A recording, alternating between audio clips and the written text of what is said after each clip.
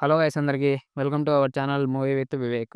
'ధూమ్ ధామ్' movie review చూసేదానికంటే ముందు ఈ review గనుక మీకు నచ్చితే వీడియోని లైక్ చేసి ఛానల్‌ని సబ్స్క్రైబ్ చేసుకొని పక్కనున్న బెల్ ఐకాన్ ఆల్‌లో పెట్టుకోండి.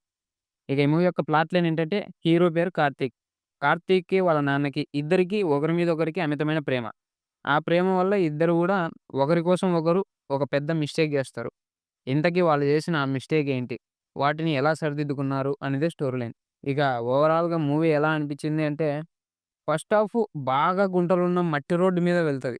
సెకండ్ హాఫ్ గూడా అదే రోడ్డు మీదే వెళ్తది. బట్ కొద్దిగా గుంతలు తగ్గుతాయి అంతే.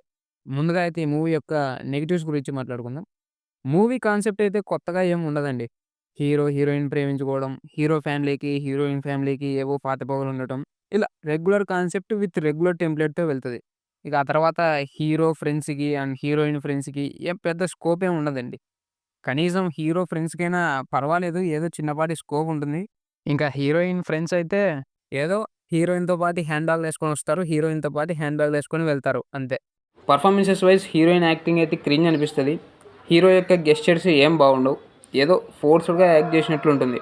మరి ఆ క్యారెక్టర్‌కి ఆ యాక్టింగ్‌ని వాంటెడ్‌గా చేశారో ఏమో నాకైతే తెలీదు. బట్ అంత ఇంప్రెసివ్‌గా అయితే ఏమి ఉండదు యాక్టింగ్ వైస్. ఇక ఈ మూవీ యొక్క పాజిటివ్స్ ఏంటంటే అంతసేపు ఫస్ట్ హాఫ్‌ని కష్టపడి చూసిన తర్వాత సెకండ్ హాఫ్ ఏదో ఫస్ట్ హాఫ్ కంటే కొద్దిగా బెటర్‌గా వెళ్తది.